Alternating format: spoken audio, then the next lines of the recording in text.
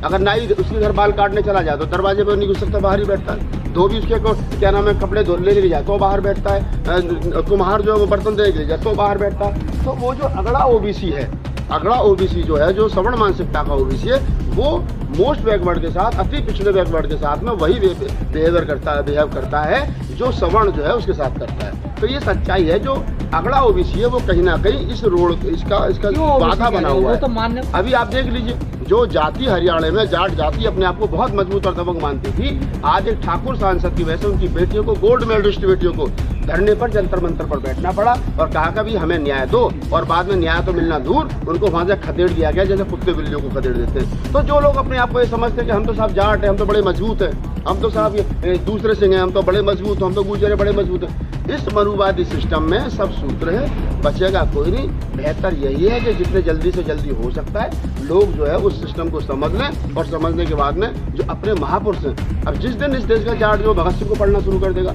चौधरी महाराज Singh, sir Chhotu Ram को पढ़ना शुरू कर देगा, तो उसके दिमाग से गुलामी निकल जाएगी, उसके दिमाग से मनुवाद निकल जाएगा। लेकिन जब तक वो अपने महापुरुषों को नहीं पढ़ेगा तब तक उसी गुलामी को ढोता रहेगा, तब तक उसी मनुवाद को धोता रहेगा, तब तक उसी पाखंड बात को ढोता रहेगा। ठीक उसी प्रकार अगर हम करें बात, आपकी देख लीजिए कि हम बघेलों की बात करें तो पेरियार रामास्वामी नायकर को पढ़ ले, कोहली और मालियों की बात करें तो वो फूले साहब को पढ़ना शुरू कर दें।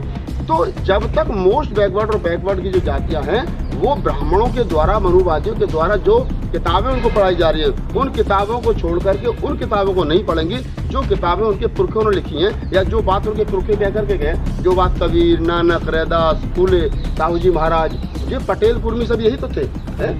फूले साहब कौन थे? माली थे। चौधरी महाराज सिंह भारती कौन थे? जाट थे। भगत सिंह कौन थे? जाट थे। अरे तुम अपने वालों की मान लो, अम्बेडकर को छोड़ दो। जब तुम इनको पढ़ लोगे तो अम्बेडकर को अपने आप मान लो।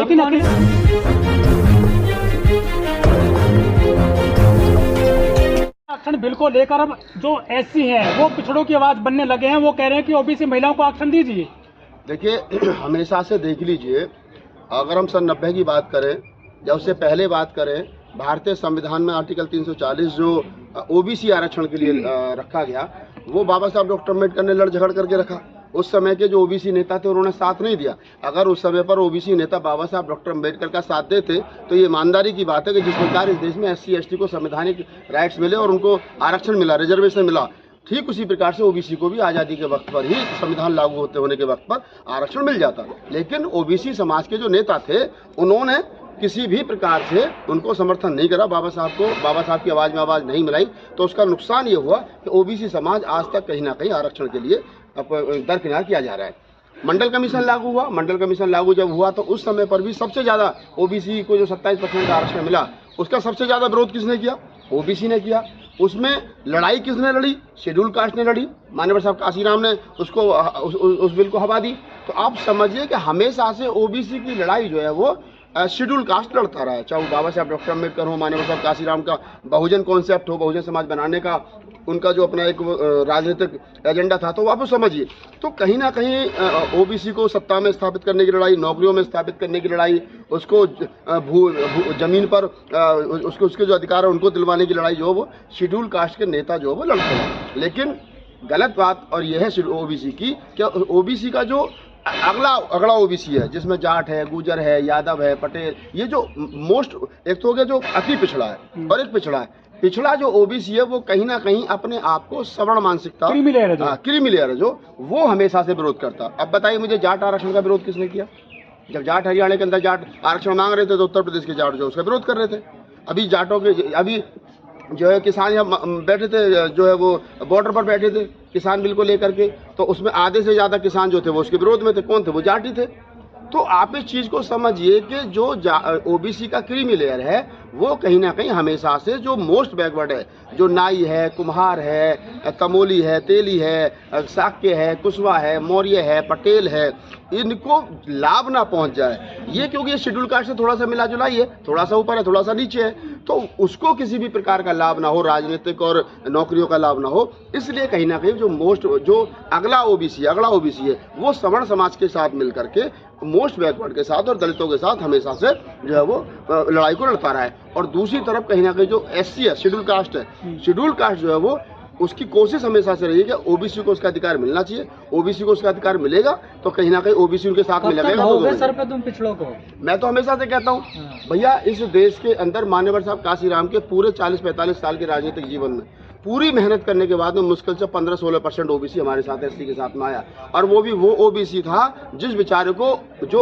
अगड़ा ओबीसी है उसके साथ वही छुआछूत करता है कि जो वो शेड्यूल कास्ट के साथ करता है। अगर नाई उसके घर बाल काटने चला जाए तो दरवाजे पर नहीं घुस सकता, बाहर ही बैठता है। धोबी उसके क्या नाम है कपड़े लेने के जाए तो बाहर बैठता है। कुम्हार जो है वो बर्तन देने के लिए जाए तो बाहर बैठता है। तो वो जो अगड़ा ओबीसी है, अगड़ा ओबीसी जो है, जो सवर्ण मानसिकता का ओबीसी है, वो मोस्ट बैकवर्ड के साथ, अति पिछड़े बैकवर्ड के साथ में वही बिहेव करता है जो सवर्ण जो है उसके साथ करता है। तो ये सच्चाई है। जो अगड़ा ओबीसी है वो कहीं ना कहीं इस रोड इसका बाधा बना हुआ है। वो तो मानने को तैयार नहीं अपने आप को पिछड़ा। तो मैं वही कह रहा हूँ कि वो मानने को तैयार नहीं है।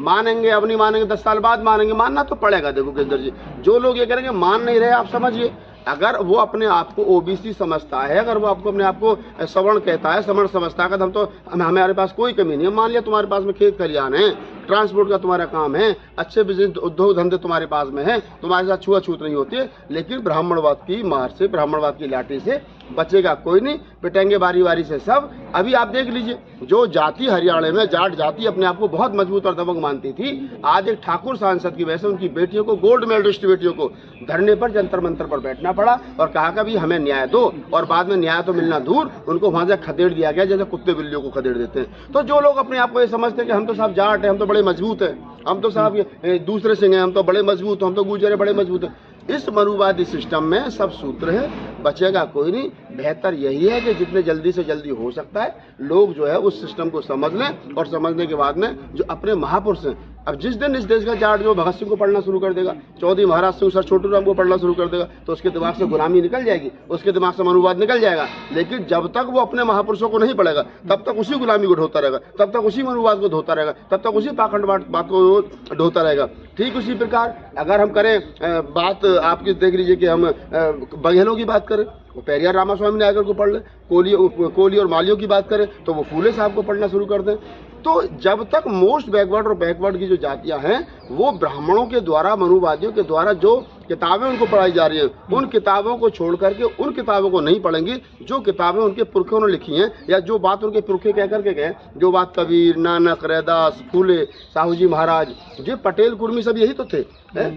फूले साहब कौन थे? वाली थे। चौधरी महाराज सिंह भारती कौन थे? जाट थे। भगत सिंह कौन थे? जाट थे। अरे तुम अपने वालों की मान लो, अम्बेडकर को छोड़ दो। जब तुम इनको पढ़ लोगे तो अम्बेडकर को अपने आप मान लो। लेकिन लगता है पिछड़े आरक्षण सिर्फ यही समझते हैं कि दलितों का आरक्षण, देखिए उन्हें पता ही नहीं कि हमें भी आरक्षण मिला हुआ। उनको वो बेचारे 10वीं और 12वीं से ऊपर जाते नहीं है। 12वीं कर ली चल पुलिस में, 10वीं कर ली चल फौज में। जब वो यहाँ से ऊपर जाते नहीं है तो उन्हें पता कि आरक्षण की जरूरत कहाँ पड़ेगी। उनको पता, देखिए इस देश के अंदर क्या है, सफाई कर्मचारियों में एक शेड्यूल कास्ट की जाती है वाल्मीकि, जिसको कहीं कहीं भंगी भी कहते हैं।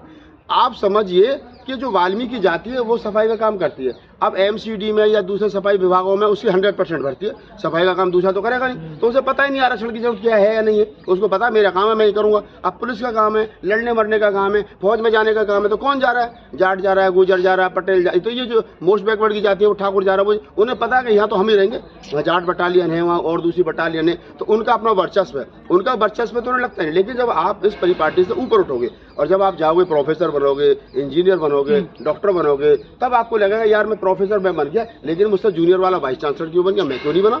तब उसको जाकर के लगेगा कि मैं, मेरा जो जूनियर था वो मुझसे आगे क्यों निकल गया, क्योंकि वो ब्राह्मण था, तो वो भी सी है।